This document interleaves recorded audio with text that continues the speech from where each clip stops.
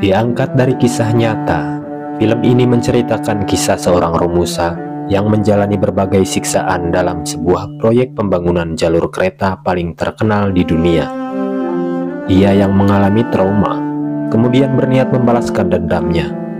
Kini, tentara itu dijuluki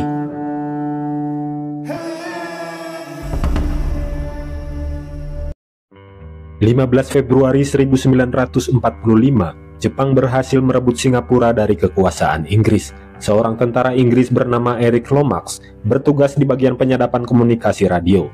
Ia mendapat perintah dari seorang mayor bernama York untuk menghancurkan semua berkas penting agar tidak dimanfaatkan pihak Jepang. Dengan sigap Eric dan kawan-kawan melaksanakan perintah itu. Mereka juga menyisakan beberapa komponen penting untuk jaga-jaga barangkali dibutuhkan kembali suatu saat nanti. Saat mereka keluar dari ruang operasi radio, barulah mereka sadar bahwa Inggris kini telah runtuh dan diambil alih oleh pihak Jepang. Seluruh tentara Inggris dibariskan dekat rel kereta, kemudian diperintahkan berhitung satu persatu. Di detik-detik itu, Eric dan rekan-rekan lain secara estafet berusaha menyembunyikan komponen radio yang mereka ambil tadi.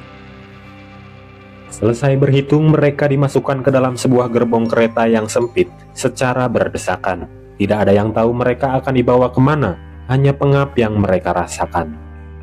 Bahkan Eric berinisiatif menjebol jendela lubang udara supaya ada sedikit angin masuk ke dalam gerbong. Setelah beberapa hari kereta sempat berhenti.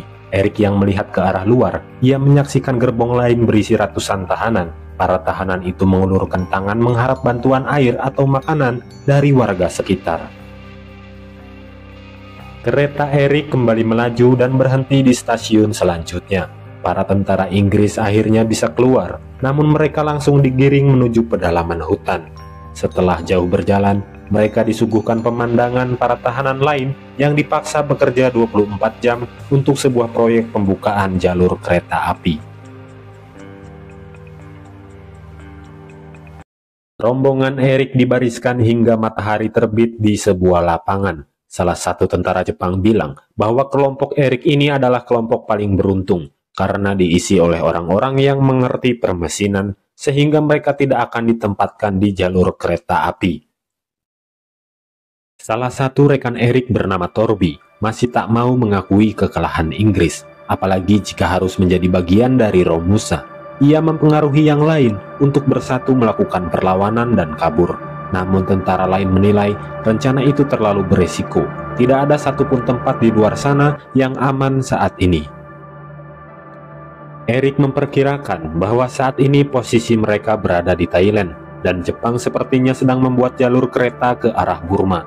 Jalur yang sebelumnya direncanakan pihak Inggris namun dibatalkan karena selain jaraknya yang sangat jauh, tapi medannya juga cukup terjal serta melewati ancaman hutan belantara.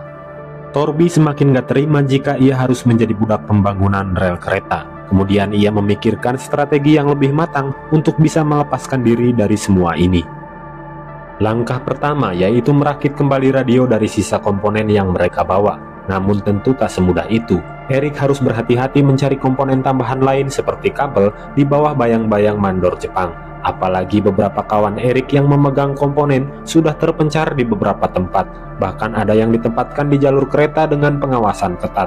Beruntung Eric dan Finlay diperintahkan untuk memeriksa mesin diesel yang ada di jalur kereta. Di sana Eric tak sengaja melihat Mayor York yang nampak trauma dan ketakutan.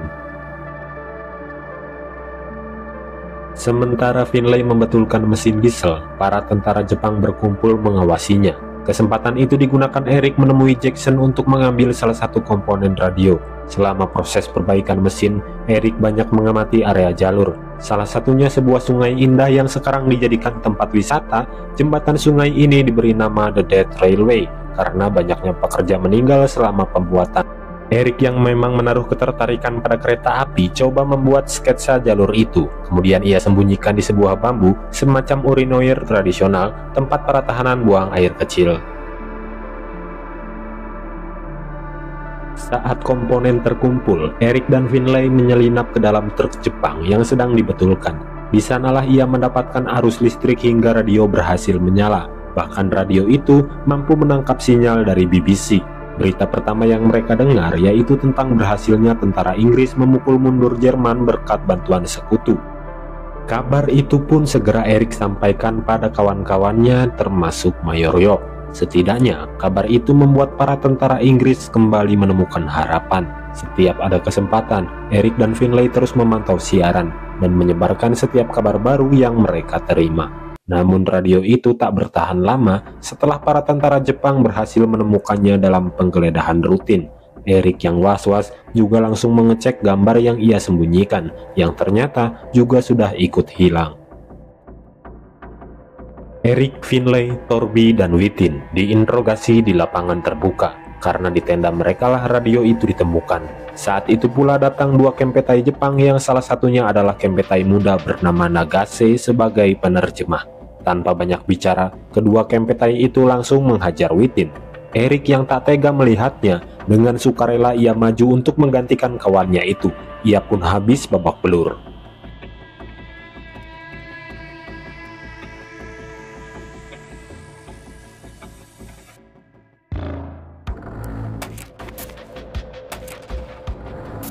Selama 1 minggu, Erik diobati seadanya oleh kawan-kawan satu tenda. Tapi tak cukup sampai di situ. Nagase tiba-tiba datang untuk membawa Erik ke suatu tempat. Dengan tangan terikat, Erik yang masih lemas itu disuruh berlari di belakang sepeda motor tentara Jepang. Lalu 2 minggu kemudian, Erik dikembalikan dengan kondisi yang semakin buruk. Bro, kita tahan dulu soal apa yang terjadi selama Erik dibawa tentara Jepang. Beralih sejenak ke masa sekarang, Erik Lomax yang kini hidup sebagai veteran perang menikah dengan seorang wanita bernama Patricia. Namun kehidupan rumah tangganya tidak berjalan baik yang diakibatkan oleh sikap aneh Erik selama ini. Erik masih dihantui rasa trauma yang begitu dalam. Ingatan selama masa tahanan masih menjadi mimpi buruk hingga sekarang. Erik menjadi pribadi yang sangat berbeda. Ia hanya menyendiri dan tidak peduli orang di sekitarnya. Emosinya yang tak terkendali seringkali membahayakan orang-orang yang baru dia temui tanpa alasan pasti. Walau begitu, Patricia tetap menaruh perhatian pada suaminya. Ia mencari tahu sendiri apa yang sebenarnya terjadi. Hingga suatu hari, ia menemukan sebuah sketchbook milik Erik yang berisi gambar kekejaman tentara Jepang. Kemudian Patricia mendatangi klub veteran, di mana ia bertemu Finlay, rekan satu tenda Erik yang sebenarnya juga dalam masa trauma. Finlay pun memberitahu Patricia apa yang ia ketahui soal Erik selama masa perang. Patricia pulang dan menanyakan apa yang terjadi pada suaminya selama 2 minggu dia dibawa ke kamp pengasingan. Namun lagi-lagi Erik hanya diam. Beberapa hari kemudian, Finlay menemui Patricia dengan membawa surat kabar Thailand yang memberitakan bahwa Nagase hingga kini masih hidup dan bekerja sebagai pemandu wisata kereta api Sungai Kue Yai. Finlay berharap setelah Erik tahu kabar itu, Erik bisa melakukan balas dendam sebagai bentuk keadilan, sekaligus mewakili perasaan sakit hati para veteran. Finlay lalu menuju ruangan Erik. Erik awalnya marah, tak terima Nagase menjadi pemandu di sebuah tempat yang ia bangun di bawah kekejamannya. Namun kali ini, Erik merasa bukan saat yang tepat lagi untuk memburu Nagase. Balas dendam tak akan merubah apapun. Mendengar itu, Finlay pun kecewa. Ia pun lantas pulang dengan diantar menuju stasiun. Sebelum menaiki kereta, Finlay sempat bilang pada Patricia bahwa ia akan mengirimkan kabar yang bisa merubah pikiran Erik untuk membalaskan dendam. Esok harinya, kabar tersebut datang, yaitu berita tentang Finlay yang mengakhiri hidupnya di jembatan kereta. Finlay memang tak pernah bisa lepas dari trauma, dan dia yakin Erik yang paling berani bisa membalaskan dendamnya.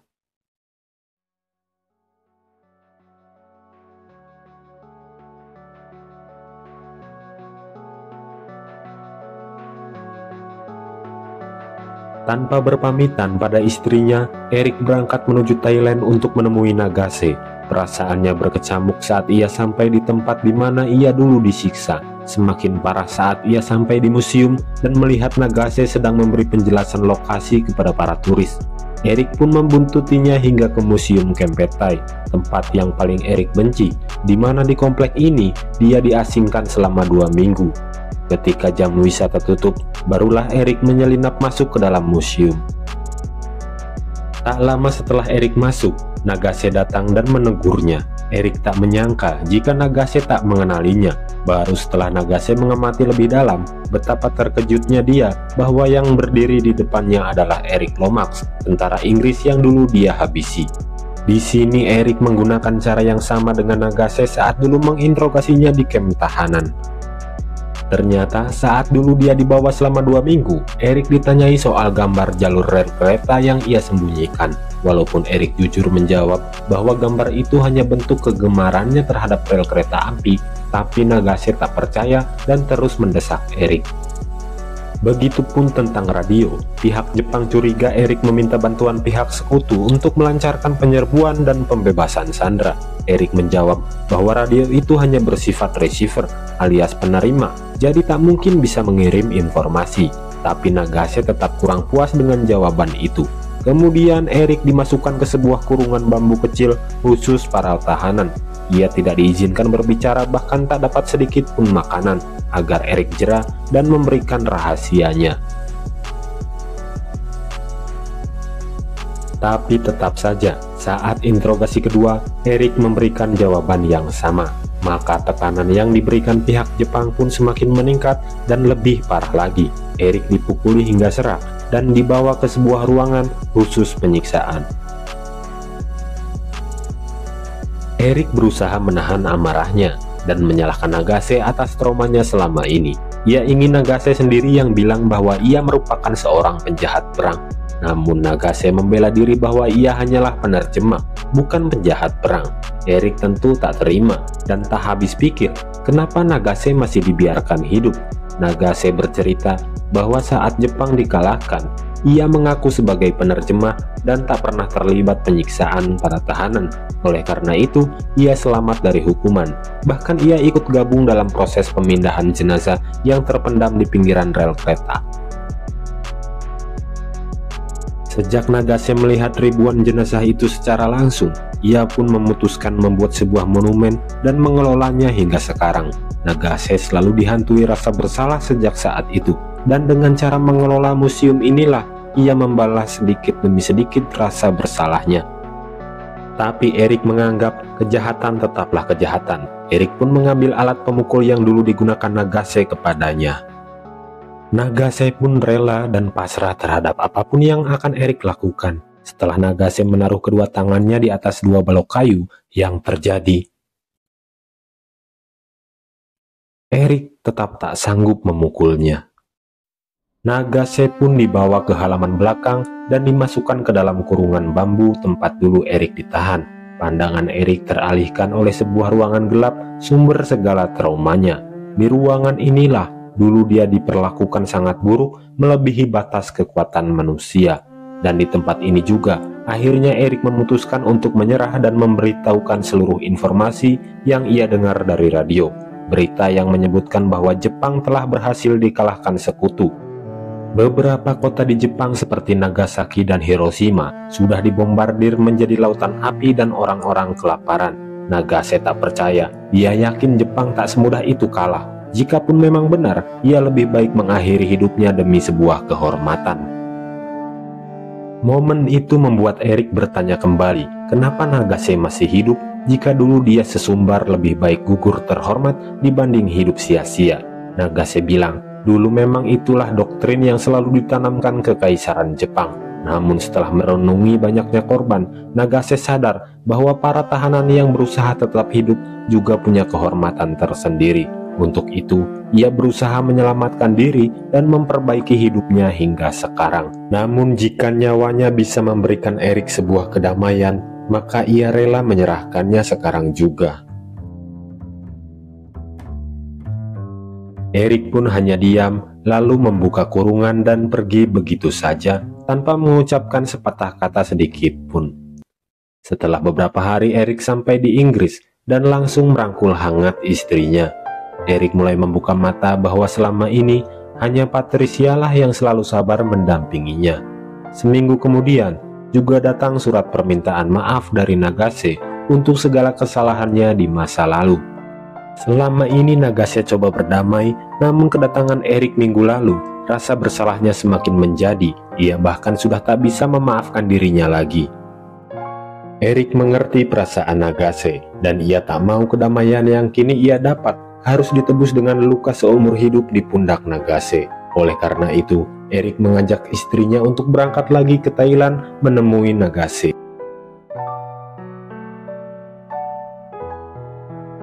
Di jalur di mana Romusa dulu berlangsung, di sana Nagase meminta maaf dengan tulus kepada Eric. Air mata Nagase menetes saat Eric memberi balasan surat yang isinya Eric telah sepenuhnya memaafkan dan tak akan pernah membicarakan hal itu lagi. Film ini pun ditutup dengan pelukan damai keduanya.